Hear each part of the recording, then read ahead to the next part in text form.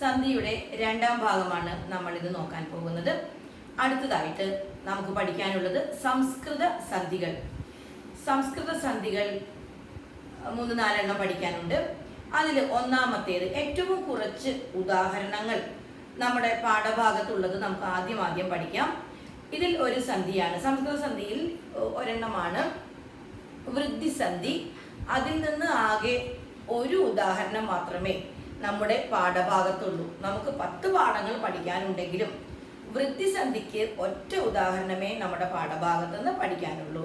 അത് ഒന്നാമത്തെ പാഠത്തിൽ നിന്ന് ലക്ഷ്മണ സാന്ത്വനത്തിൽ നിന്നുള്ള മോഹൈക എന്ന വാക്കാണ്. മോഹൈക എന്ന വാക്കാണ്. വൃദ്ധിസന്ധി, വൃദ്ധിസന്ധി, വൃദ്ധിസന്ധിക്കുള്ള ഉദാഹരണം മോഹൈക. മോഹൈക, മോഹൈക എന്ന വാക്കിനെ പിരിച്ചെഴുതുമ്പോൾ മോഹ പ്ലസ് ഏക എന്ന് കിട്ടും. നമ്മൾ നേരത്തെ അക്ഷരങ്ങളെ പിരിക്കാൻ പഠിച്ചു.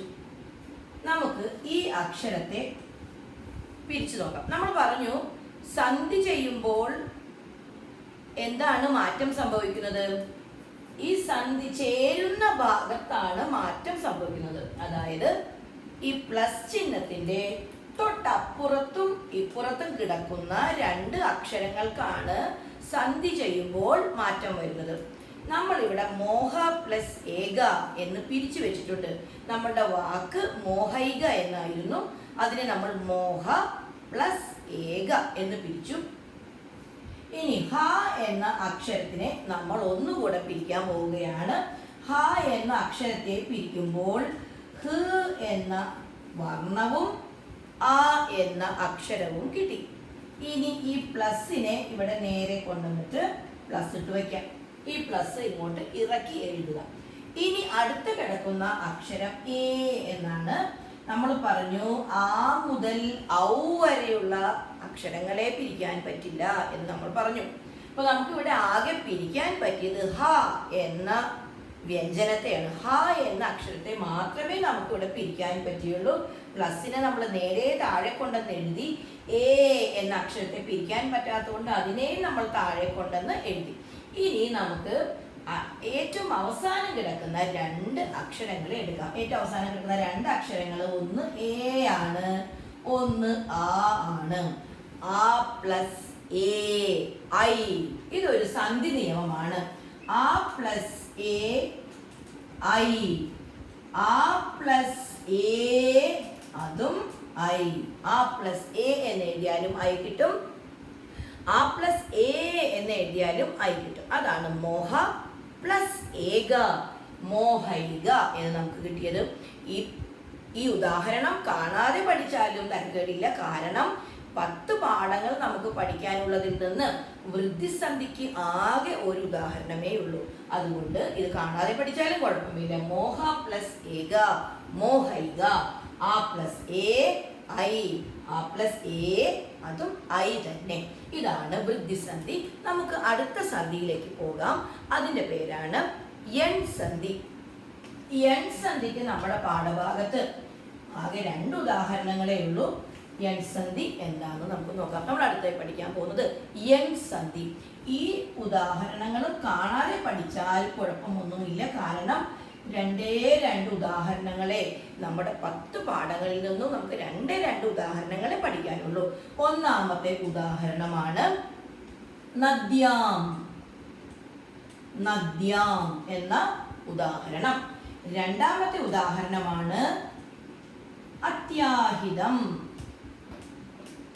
അത്യാഹിതം. നദ്യാം എന്ന വാക്ക് ലക്ഷ്മണ സാന്ത്വനത്തിൽ നിന്നും അത്യാഹിതം എന്ന വാക്ക് കൊച്ചു ചക്കരച്ചിയിൽ നിന്നുമാണ്. നദ്യാം എന്നതിനെ നമുക്കൊന്ന് പിരിച്ചെഴുതി നോക്കാം. നദി പ്ലസ് ആം, നദി പ്ലസ് ആം. ഈ നദി എന്നതിനെ ഇ പ്ലസ് ആ, ഓ അല്ലെങ്കിൽ ഇ പ്ലസ് ആ. ഈ ഇയും ആയും ചേരുമ്പോൾ യാ കിട്ടുകയാണെങ്കിൽ, യായുടെ ചിഹ്നം കിട്ടുകയാണെങ്കിൽ, ഇതല്ലേ ഇവിടെ സംഭവിച്ചിരിക്കുന്നത്. നദി പ്ലസ് ആം നദ്യാം. അത്യാഹിതം അതി പ്ലസ് അഹിതം. ഇവിടെ ഒരു ഈയുടെ ചിഹ്നം, അതിൻ്റെ കൂടെ ഒരു ആ വന്നിരിക്കുന്നു.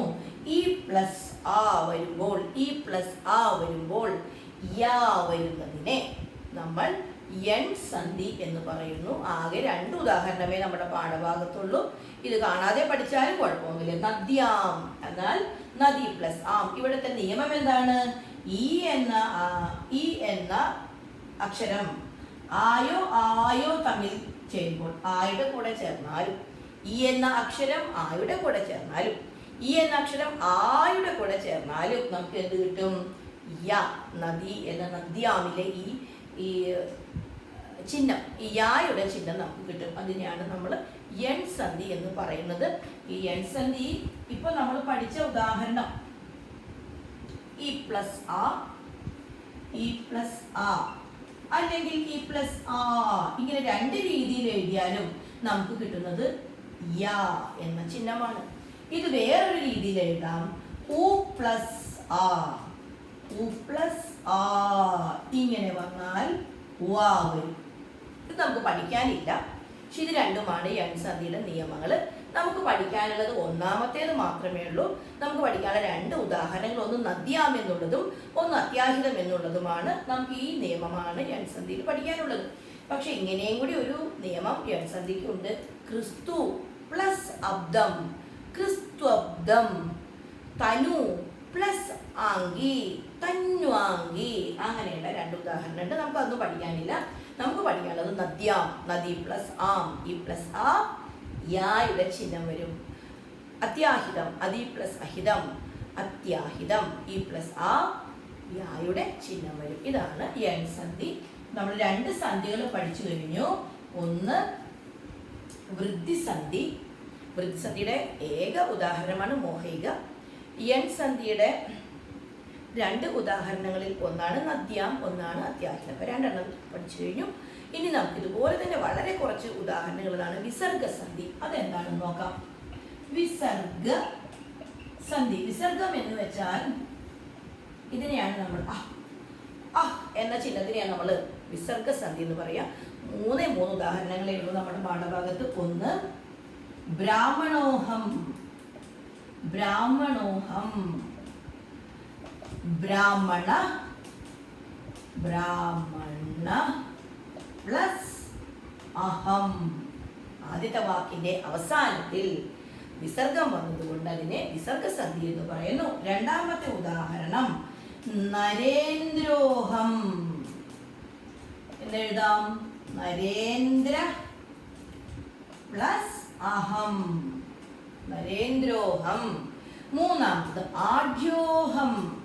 ഇതെല്ലാം ലക്ഷ്മണ സാന്ത്വനത്തിൽ നിന്നുള്ള വാക്കുകളാണ്. ആഢ്യ പ്ലസ് അഹം. നമ്മളുടെ 10 പാഠങ്ങൾ പഠിക്കുമ്പോൾ അതിൽ നിന്ന് 3 വിസർഗസന്ധിയാണ് വരുന്നത്. ഇപ്പോൾ പഠിപ്പിച്ച ഉദാഹരണങ്ങൾ എല്ലാം, ഒന്ന് ആദ്യം പഠിച്ചത് വൃദ്ധിസന്ധിയുടെ, രണ്ടാമത് എൻ സന്ധി പഠിച്ചു, 3 വിസർഗസന്ധി പഠിച്ചു. ഇതെല്ലാം ബൈഹാർട്ട് പഠിച്ചാലും മതി. വളരെ എക്സാമ്പിളുകൾ, ഉദാഹരണങ്ങൾ വളരെ കുറവേയുള്ളൂ. അടുത്തത് നമ്മൾ പഠിക്കാൻ പോകുന്നത് ഗുണസന്ധി. അതുകൂടാതെ സവർണ ദീർഘസന്ധി. അത് രണ്ടിനും കുറച്ചധികം എക്സാമ്പിളുകളുണ്ട്, ഉദാഹരണങ്ങളുണ്ട്. നമുക്ക് നോക്കാം.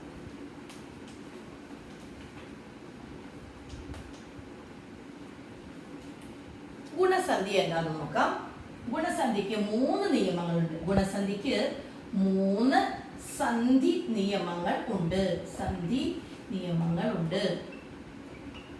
ഗുണസന്ധിക്ക് 3 സന്ധി നിയമങ്ങളുണ്ട്. ഒന്നാമത്തെ നിയമം ആ പ്ലസ് ഇ എ, ആ പ്ലസ് ഉ ഓ, ആ പ്ലസ്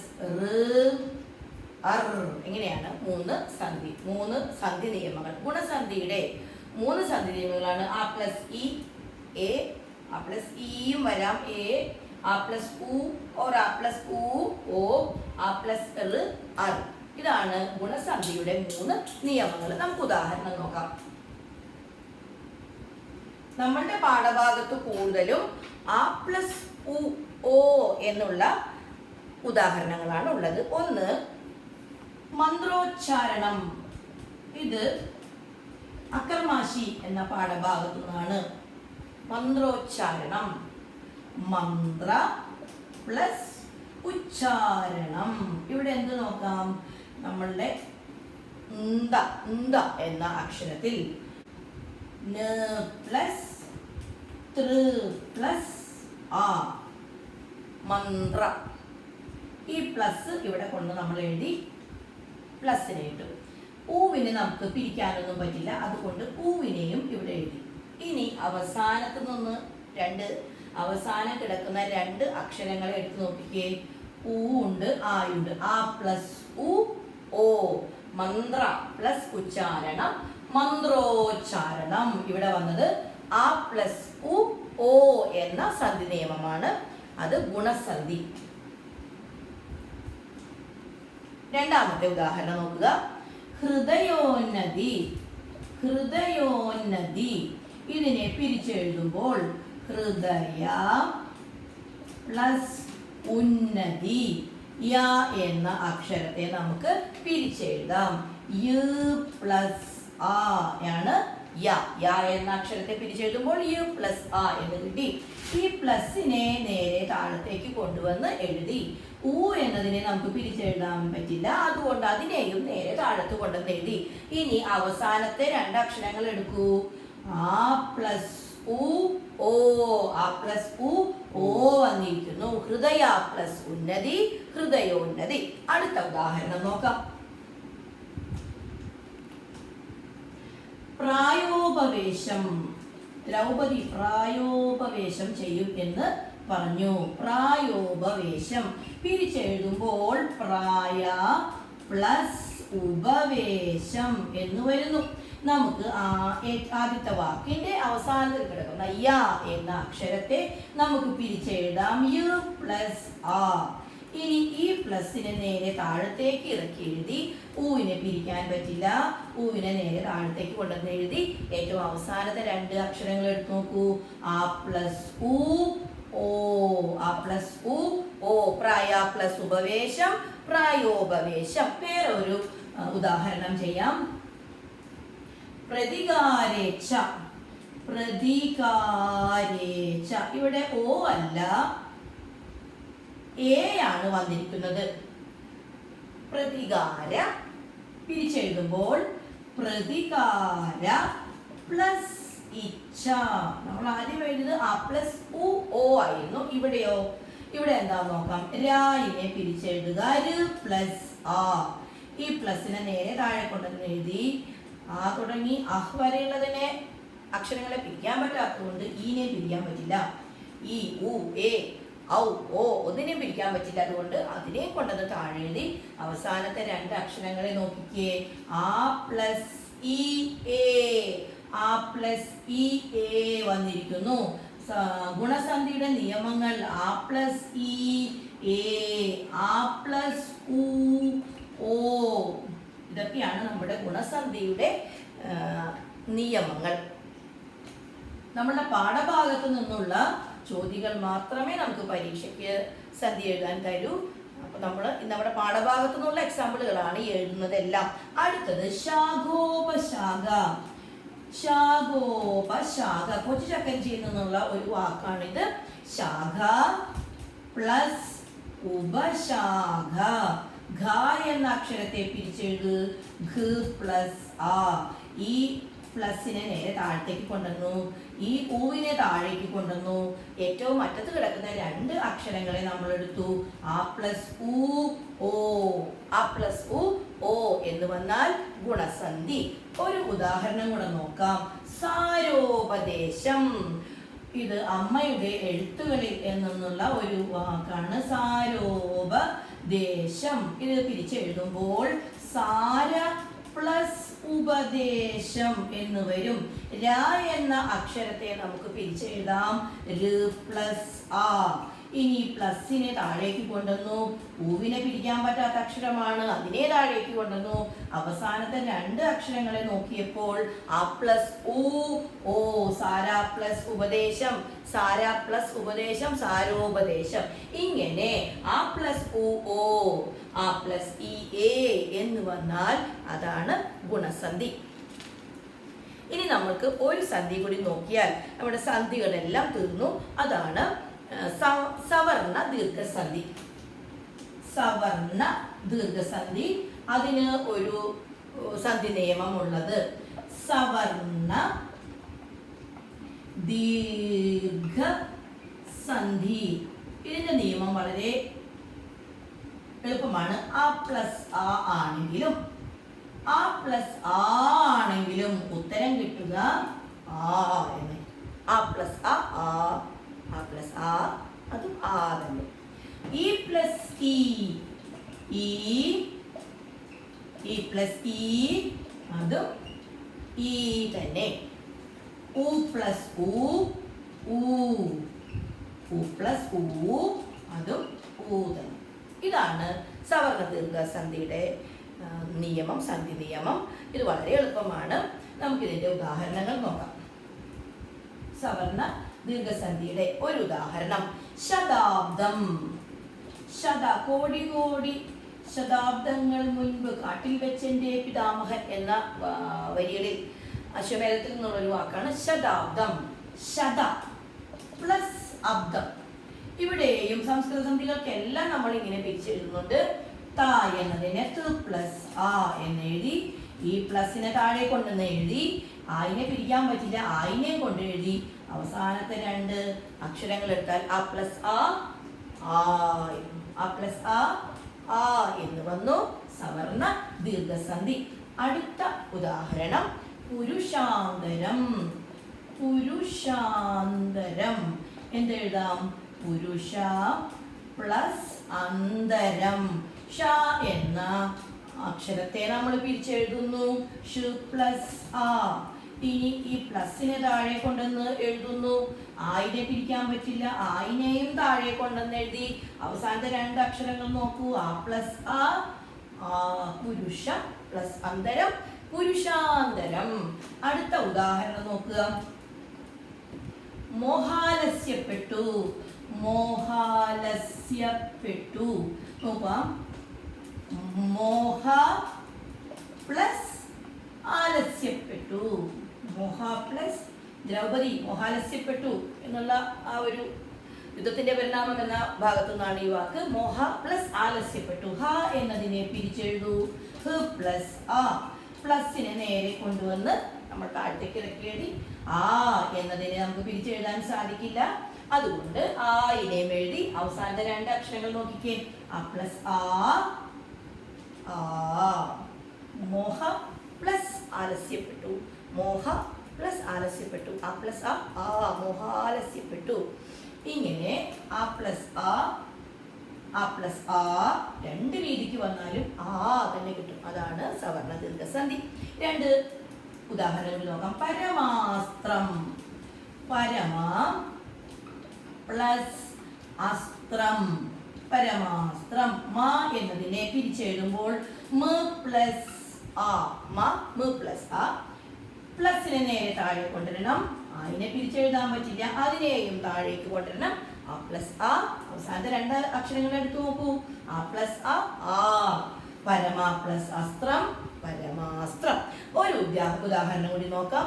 വിദ്യാഭ്യാസം. ലിംബാളയുടെ വിദ്യാഭ്യാസത്തിനെ കുറിച്ച് പറയുന്ന ഭാഗത്താണ്. ഏകാന്ത ചേതസ വിദ്യാഭ്യാസം ചെയ്യണം എന്നൊക്കെ നമ്മുടെ പാഠഭാഗങ്ങളിലുണ്ട്.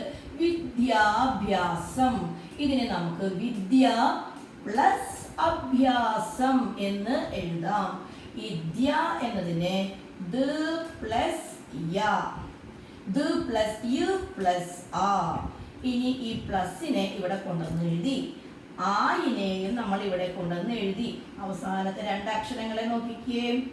ആ പ്ലസ് ആ, വിദ്യ പ്ലസ് അഭ്യാസം, വിദ്യാഭ്യാസം. ഇതും സവർണ ദീർഘസന്ധി. നമ്മളിപ്പോൾ യൺ സന്ധി കണ്ടു, ഗുണസന്ധി കണ്ടു, വൃദ്ധിസന്ധി, വിസർഗസന്ധി. ഇത്രയും സന്ധികളെ കണ്ടു. വിസർഗസന്ധിയിൽ ആകെ 3 ഉദാഹരണങ്ങളെ പഠിക്കാനുള്ളൂ. ബ്രാഹ്മണോഹം, നരേന്ദ്രോഹം, ആഢ്യോഹം, അത് 3 വൃദ്ധിസന്ധിയിൽ ഒരു ഉദാഹരണമേ ഉള്ളൂ. മോഹ പ്ലസ് ഏക, മോഹൈക. അതൊക്കെ കാണാതെ പഠിച്ചാലും മതി. പിന്നെ ഗുണസന്ധിയിലും സവർണ ദീർഘസന്ധിയിലുമാണ് കുറച്ച് അധികം ഉദാഹരണങ്ങളുള്ളത്. ഗുണസന്ധിക്ക് ആ പ്ലസ് ഉ ഓ എന്ന രീതിയിലും ആ പ്ലസ് ഇ എ എന്ന രീതിയിലുമാണ്. സവർണ ദീർഘസന്ധി ആണെങ്കിൽ ആ പ്ലസ് ആ, ഇ പ്ലസ് ഇ പ്ലസ് ഉ എന്ന രീതിയിലുമാണ്. നമ്മളുടെ സന്ധി ഇവിടെ അവസാനിക്കുകയാണ്. അടുത്തത് നമുക്ക് സമാസം എന്താണെന്ന് നോക്കാം.